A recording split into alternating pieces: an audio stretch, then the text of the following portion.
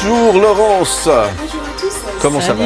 Ça va bien. C'est plaisir d'être retour chaque jeudi pour découvrir ta sélection TV, mais pas que. On parlera aussi people, on parlera, attends je regarde, cuisine, concours aussi, et puis on découvrira plein de choses grâce à toi. Merci d'être là quand même tous les jeudis. Merci à vous. Tout va bien ma petite Ça va Laurence, bien. Ça va, fonctionne. La voix qui... Enfin, voilà. Non, tout le monde a des problèmes de voix en ce moment.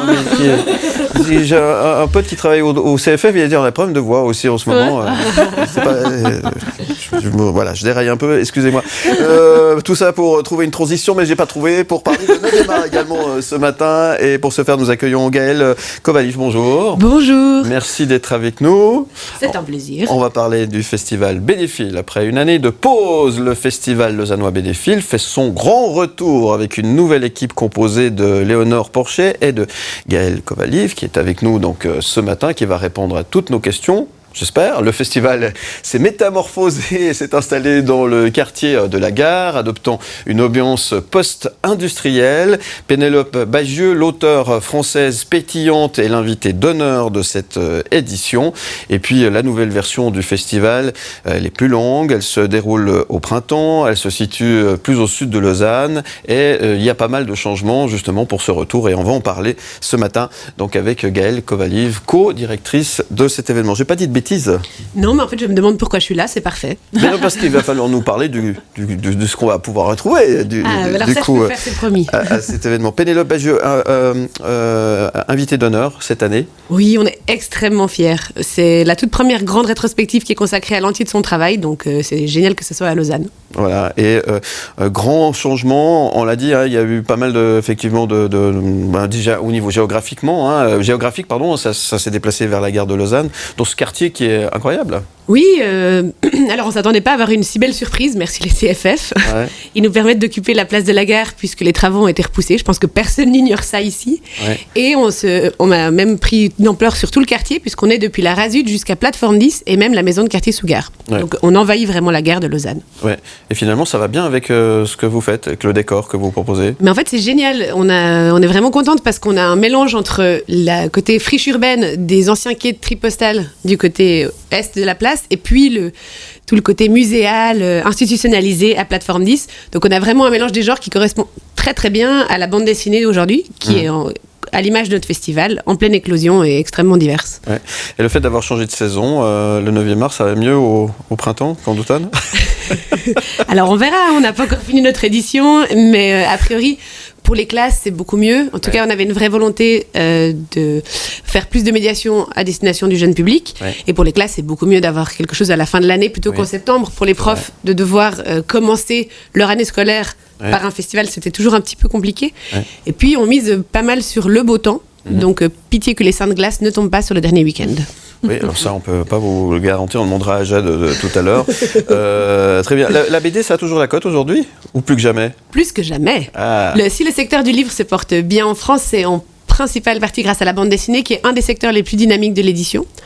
Et plus encore que la BD, si on creuse un tout petit peu, le manga vraiment attire les foules comme jamais. Mais on a chaque année de plus en plus d'ouvrages qui sortent, ce qui est à la fois une très très bonne nouvelle parce qu'il y en a pour tout le monde, mais bon, les auteurs en souffrent aussi un peu parce que ça fait un peu moins de titres par auteur vendus. D'accord. Laurence, la BD, c'est ton truc ou pas ? Tu regardes quoi ? Ouais, un peu moins maintenant quand même. C'était quoi ? Boulet Bill, c'était quoi ? Ouais, il y avait Boulet Bill, il y avait ça, il y avait Lucky Luke, il y avait... Qu'est-ce qu'il y avait d'autre ? Gaston Lagaffe. Pas trop. Pas trop, non ? Non, moins. Tintin ? Ouais, Tintin. Évidemment, Tintin. Oui, Tintin. Alors là, on parle du gala du Met. Ah oui, j'en ai vu des choses. Alors, on a fait une transition. Voilà. Oui, mais ça va être... Je tiens à vous le dire, ça va être comme ça tout à l'heure, pendant toute l'heure. Hein. Donc, on a passé la bande dessinée au gala du Met. Voilà, il faut suivre. Voilà. Je disais donc, des choses assez incroyables. Oui, alors dans l'Illustré TV Vite de cette semaine, on vous parle du gala du Met, qui a eu lieu ce 1er mai. Donc évidemment, le gala, à la base, c'est fait pour récolter des fonds au profit, à la base, pour récolter des fonds au profit du Metropolitan Museum of Art de New York. Mais bon, soyons honnêtes, comme tu l'as dit, c'est plutôt là qu'il faut être pour être vu, si t'es une star. Ouais. Donc voilà, c'est aussi un petit peu le rendez-vous des tenues assez étranges, je crois qu'on peut le dire. Extraordinaire. Qui osera mettre le vêtement le plus dingue pour faire le buzz. On a vu Choupette d'ailleurs, c'était assez... Vous avez vu Choupette ? Choupette. Jared Leto en choupette. Non, j'ai pas vu. Moi non plus. Choupette géante, c'était assez De Jacket aussi, hein, elle Oui. était aussi. Oui, avec oui, le aussi. visage en- Ouais, c'était assez dingue. Enfin voilà, plein de photos. Hein, On a vu Federer habillé en Oui, costard. Ça lui va bien, le Federer, costard. qui faisait partie des 4 invités de choix hein, pour accueillir tous les autres. Donc il y avait la chanteuse Dua Lipa, Penelope Cruz, l'actrice Michaela Coel et puis Roger Federer, bien évidemment. Ouais. Toutes les photos Dans l'illustré. sont à retrouver dans l'illustré en page 14 à 25. Et puis on vous en parle aussi en cover. Voilà. Et ça, c'est l'illustré, on le rappelle, il sort le vendredi désormais. Hein. Exactement, c'est le il sort vendredi. Chez votre marchand de journaux. Et si vous êtes abonné dans votre boîte aux lettres, à condition que la Poste fasse son boulot. Voilà. J'espère. Voilà. Oui. Vous allez voir, il y a un lien entre la bande dessinée et ce dont on va parler maintenant. Grand Prix de Monaco, moi, ça me fait penser à Michel Vaillant, du coup. Pourquoi pas, bande dessinée? Oui, Pourquoi on parle de pas, voitures oui. qui vont vite. Pourquoi pas, Michel Vaillant. Transition facile. Mais je trouve ça incroyable. J'ai pas compris le Grand Prix de Monaco. Parce Alors, qu'on Grand parlait Prix de du Monaco, on va en parler justement. Voilà. Bah, on le C'est croyait. un retour. Ouais. On croyait terminé, hein, fini. Les rumeurs disaient que ce Grand Prix n'aurait plus jamais lieu dans cette ville mythique. Eh bien, c'est faux, puisque c'est reparti pour un tour hein, cette année. Alors évidemment, toujours beaucoup de monde, toujours beaucoup de stars. C'est un circuit vraiment très très passionnant, un circuit emblématique. Donc voilà, nous, on vous raconte tout, on vous parle du Grand Prix de Monaco. Et puis voilà, quoi. C'est vrai que les habitués disent aussi que c'est pas le circuit le plus passionnant. Non. C'est vrai, surtout en ce qui concerne les dépassements. Ouais. Mais bon, il faut regarder les qualifs. Voilà, moi je regarde les qualifs, c'est ça le plus important.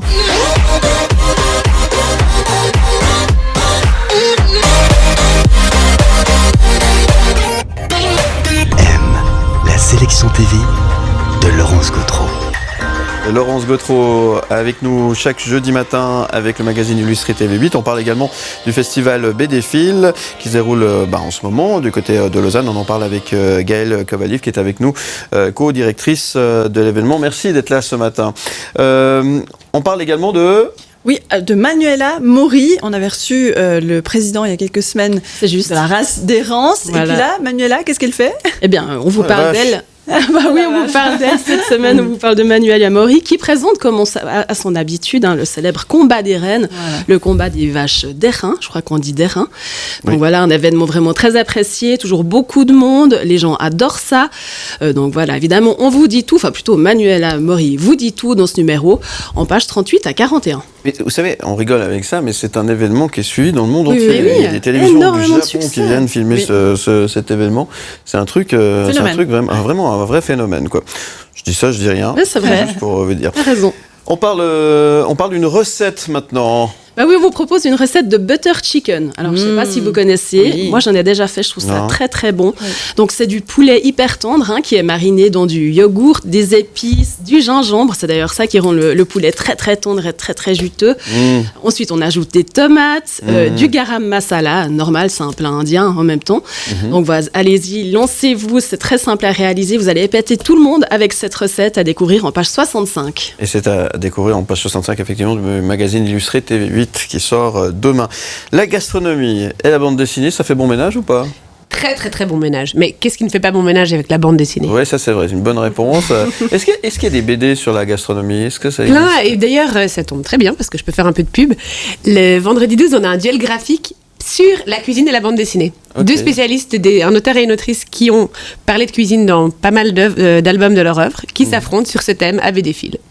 C'est quoi les sujets qui ont la cote en ce moment? On a parlé un peu tout à l'heure des mangas, mais il n'y a pas que ça qui fonctionne. Non, alors les autobiographies, on le vend en poupe. C'est vrai? De manière générale, la vulgarisation, alors pour l'histoire, pour la science, ça marche vraiment du tonnerre de Dieu. Et la BD, c'est 5000 ouvrages par année, donc on a vraiment la place de tout couvrir. Les BD mythiques, on évoquait quelques noms tout à l'heure. Je pense à Tintin, je pense à ces grands classiques. Est-ce que ça fonctionne toujours? Est-ce que ça marche toujours? Est-ce que ça a toujours la cote, en fait? Alors, quand il y a, pour les spécialistes qui font les décomptes du marché, il y a les années Astérix. C'est pour dire à Oui, quel c'est point ça, c'est ouais. important. Dès qu'il y a un Astérix qui sort, ça chamboule tout le classement des ventes et ça a vraiment une influence, cette BD-là, qui est la plus vendue dans le franco-belge.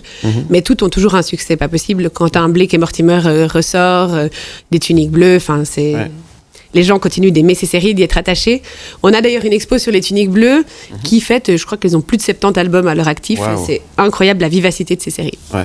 Et la Suisse, là-dedans, les dessinateurs suisses, alors il y a du Derib, on en parlait un petit peu hors antenne, il y a du Zep, on a des dessinateurs qui ont aussi un peu la cote. Est-ce qu'ils sont représentés? J'imagine que oui, au festival. Oui, parce que cette année, il y a une grande première, vu qu'on a 2 week-ends. Tu l'as dit, on s'étend. Le premier, il est consacré que à la BD suisse. Donc on a vraiment plus de 50 artistes qui viennent d'ici ou qui sont nés ici, qui viennent présenter leurs œuvres. Et on a des superstars comme Frédéric Peters, mais aussi Léonie Bischoff, qui vient d'avoir un des Fauves d'Or, enfin un des Fauves à Angoulême. Et puis de la production plus intimiste, parce que la Suisse, c'est ça. C'est du plus petit au plus grand. Ouais. Et les femmes? Les femmes, ça c'est vraiment une excellente nouvelle pour le milieu de la bande dessinée, sont de plus en plus nombreuses. Actuellement, elles sont plus de la moitié dans les écoles d'art. Donc on est en train de secouer ce bastion qui est longtemps resté masculin et touchons du bois. Ce sera bientôt la parité. Voilà, c'est très bien. Donc il y en a vraiment pour tout le monde, en fait. C'est ça, vraiment... Beaucoup plus que la formule classique de 7 à 77 ans. Vous avez le droit de venir si vous avez moins. Vous avez le droit de venir si vous avez plus. C'est sûr que vous allez trouver quelque chose qui vous plaît.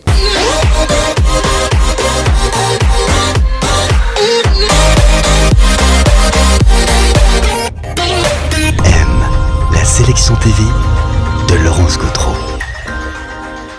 Merci à Gaël Kovaliv également d'être avec nous. On parle du festival BDFil qui se déroule en ce moment à Lausanne. Et puis, on en a parlé tout à l'heure avec Jean-Marc Richard qui nous a fait le plaisir de venir nous parler de l'Eurosong tout à l'heure. On en parle avec toi aussi ce matin. Eh bien oui, c'est à Liverpool qu'aura lieu l'Eurosong cette année. Nicolas Tanner et Jean-Marc Richard seront évidemment au rendez-vous en Grande-Bretagne pour soutenir entre autres Remo Forer, 21 ans, qui va représenter la Suisse lors de ce 67e concours de l'Eurovision.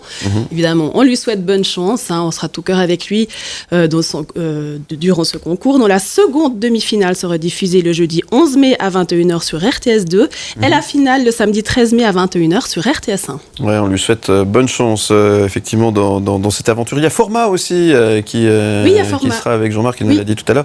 Jean-Marc nous disait tout à l'heure que ça fait 31 ans cette année qu'il commente ce concours de l'Eurovision. Imaginez quand même, il en a vu des artistes. Voilà, en tout cas, c'est la semaine prochaine et vous aurez toutes les informations sur cet événement dans l'illustré TV8 de cette semaine. J'ai dit juste cette fois-ci. On continue avec une série télé du nom de Bardot. Ça me dit quelque chose ce nom? Et oui, c'est une nouvelle série qui va beaucoup faire parler, ou plutôt elle fait déjà beaucoup parler, puisqu'elle est consacrée à Brigitte Bardot. Évidemment, c'est Julia de Nunes qui va se glisser dans le rôle de la célèbre bébé de ses 15 à ses 26 ans. Donc, la série se déroule environ dans les années 50, comme ça, donc des super décors, de magnifiques costumes, et puis une Brigitte Bardot plus vraie que nature, cette star, actrice, mannequin, muse de grands artistes. Enfin voilà, dans cette série, vous redécouvrirez un petit peu la bébé de l'époque. Donc voilà, ne ratez pas ça, ça a l'air vraiment très très bien. C'est le lundi 8 mai à 21h10 sur France 2. Merci pour ces bons plans. Gaël Kovaliv, vous êtes bédévore pour Bois des Fils, c'est ça? Je suis bédévore, je suis bédéphile, je suis bédé... Phage. J'essaie de trouver mais vous regardez de temps en temps, je voulais faire une transition avec les séries, parce que la série, est-ce que c'est quelque chose qui est, quand on aime la BD comme ça, qu'est-ce que vous préférez en fait? J'adore les séries. Ouais.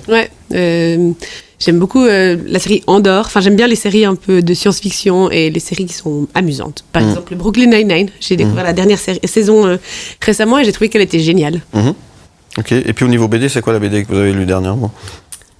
Mais c'est dur parce que je dois choisir entre tous nos invités. Vous pouvez en dire plusieurs. Alors, attention à ce que vous dites.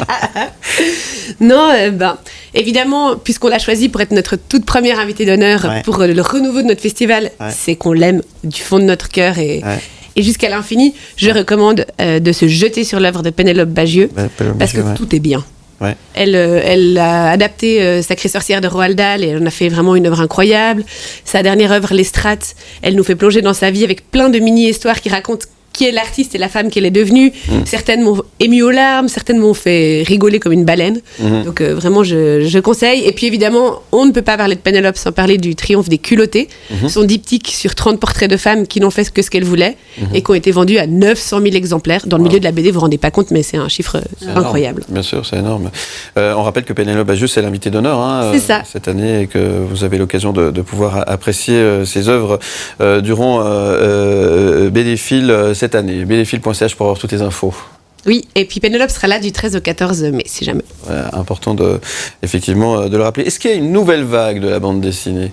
Oui, alors il y a souvent des nouvelles vagues, et puis la plus récente, c'est, on peut dire, la vague Instagram, parce que là où il y avait les blogs au milieu des années 2000, de la première décennie, qui avaient vraiment amené pas mal de monde en librairie, maintenant les comptes Instagram qui marchent le mieux se retrouvent aussi sur les étals de vos libraires, et c'est très très chouette, c'est assez rafraîchissant, c'est des nouvelles façons de raconter, des formats un peu plus courts. Et puis toujours, évidemment, la BD alternative qui, elle, continue sa lame de fond à nous présenter des nouveaux auteurs et autrices chaque année, mais sans qu'on puisse parler de vagues. Ouais, c'est ça. Donc elle s'est réinventée, la BD, finalement. Elle existe aussi à travers les réseaux sociaux, c'est ce que vous êtes en train de dire. Et ça c'est plutôt aussi une bonne augure, parce que ça permet de se réinventer aussi. Oui, alors évidemment, les réseaux sociaux, ils ont aussi pas mal de contraintes, parce que on est obligé de se plier à Instagram, donc des posts de 10 cases maximum, donc c'est difficile de faire des récits longs. On n'est pas sûr que l'algorithme sera d'accord qu'on soit vu, donc il faut aussi un peu essayer de le séduire, ce qui a une influence sur le contenu. Mais c'est aussi très chouette parce que ça amène des gens à la bande dessinée qui n'auraient pas forcément qui seraient pas forcément entrés dans une librairie en premier lieu, et on voit vraiment que les chiffres sur les réseaux ont une influence après coup. Les gens se disent ah bah oui tiens, ça me donne envie d'en savoir plus. Et puis pour les gens qui ont des budgets plus petits, de la BD gratuite, ça fait toujours plaisir.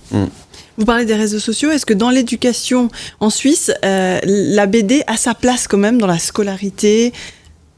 Alors, il n'y a malheureusement pas encore vraiment de vraie formation des enseignants à la bande dessinée, ce qui retient pas mal de profs à enseigner ça en classe. Mais quand on voit que là, par exemple, on a ouvert les journées pédagogiques et on avait 100 places, on a dû fermer la page en moins d'une semaine parce qu'il y avait vraiment une vraie demande que de toute la Suisse romande, des profs qui avaient envie de venir avec leur classe, de profiter de ça, de le thématiser. Donc c'était une excellente surprise de se dire qu'on n'a pas dû laisser notre site ouvert un mois, mais une semaine. Merci d'être avec nous.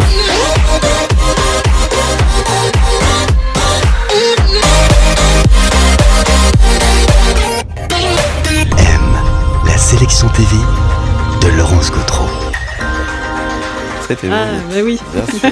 Avec Laurence Gautreau qui est avec nous comme chaque jeudi matin. Allez, on parle streaming aussi, ce matin. Une série que vous allez pouvoir retrouver et qui s'appelle Last Night. Je crois qu'on retrouve un ancien acteur beau gosse d'une ancienne série. C'est quoi ? C'est qui ? Vous vous souvenez de Matthew Fox qui jouait Jack dans la série Lost ? Je ne sais pas si ça vous dit quelque chose. Oui. Forcément, c'était un des rôles principaux.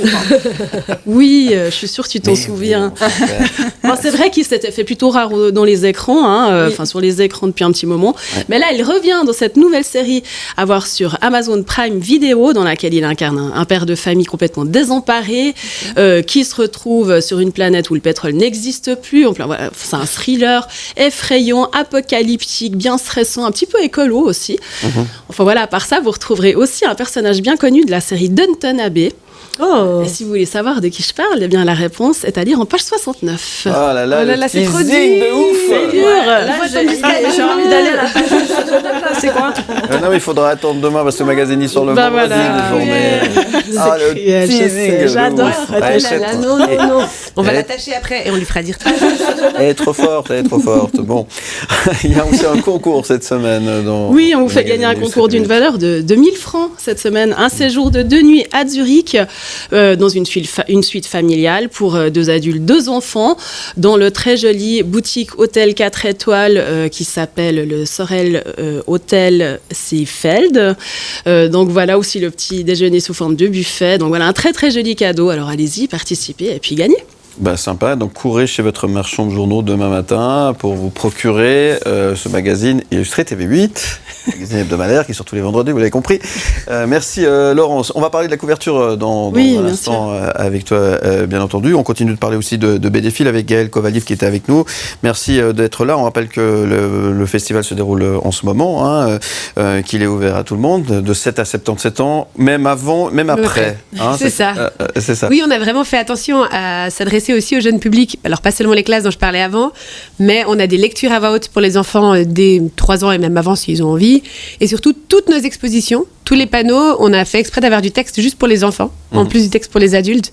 Donc, que vraiment, la culture soit à la portée de toutes et tous.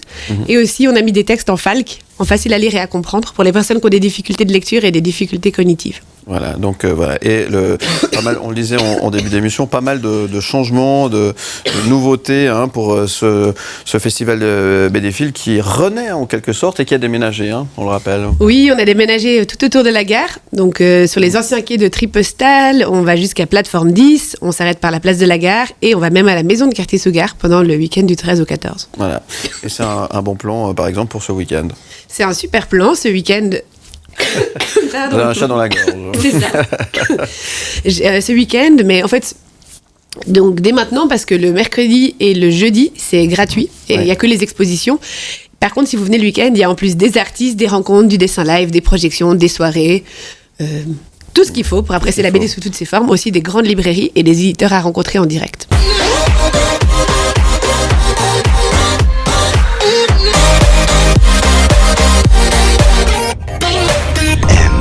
La sélection TV de Laurence Gautreau. On parle du festival BDPhil qui bat son plein en ce moment du côté de Lausanne. Vous avez toutes les infos sur bdphil.ch. Pour ce dernier tour de table, s'il y avait un mot d'ordre à donner peut-être pour toutes les personnes qui ont envie de venir à BDPhil, quel serait-il, Gaëlle Colalive ? Vous avez raison. C'est ça. C'est ça le mot d'ordre. Vous qui venez, vous avez bien fait, vous avez fait un bon choix. C'est pas mal ça, c'est pas mal.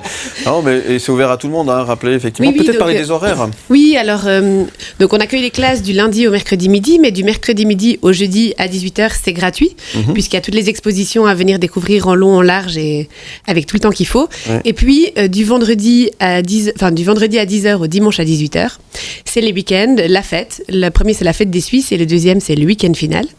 Donc, on termine en beauté le 14 mai.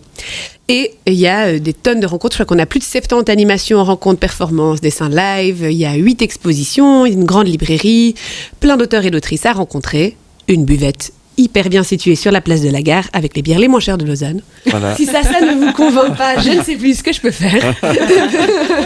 Bon, alors du coup, Lausanne devient la capitale du 9e art pendant quelques jours. C'est ça, pendant 14 jours, plein feu sur Lausanne et la bande dessinée. Bon, merci en tous les cas, Gaëlle Kovaliv, d'être venue nous parler de ce festival BDPhil qui disrupte en fait. Qui se réinvente, qui évolue, qui effectivement s'éclate et je sais pas, je suis à court de synonymes là. Qui vit avec son temps en fait, tout simplement aussi. Oui, c'est vrai qu'il s'est réadapté pour correspondre au mieux, en tout cas on espère, à ce qui se passe dans l'UVMR actuellement. On a essayé d'avoir des gens de la nouvelle génération, mais aussi des gens que vous connaissez bien depuis très longtemps, qui accompagnent vos lectures depuis plusieurs années. Donc on essaye d'être fidèle à ce qui se passe dans le milieu. Donc toute génération, et ça c'est très bien. Oui. bdphil.ch. Merci beaucoup Merci Philippe. Laurence, on a hâte de découvrir la couverture, la cover, comme on dit. Tambour là, remonte ton. Attention, j'ai même la fanfare. Ah, d'accord, si tu veux. Mais ça n'a rien à voir. Ça n'a rien à voir, c'est pas grave. J'ai avec ça sous la main. Mesdames et messieurs, voici en avant-première la couverture de l'Illustré TV8 de cette semaine. Eh bien oui, en couverture, c'est Roger Federer et son épouse Mirka.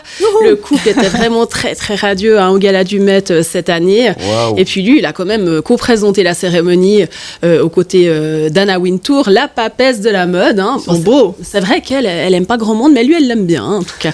Donc voilà, évidemment, on vous propose un tas de photos cette semaine dans le nouveau numéro de l'Illustré TV8 à découvrir demain en kiosque. Regardez votre boîte aux lettres si vous êtes abonné. Voilà. Eh ben, c'est noté. Merci beaucoup, Laurence. Merci à vous.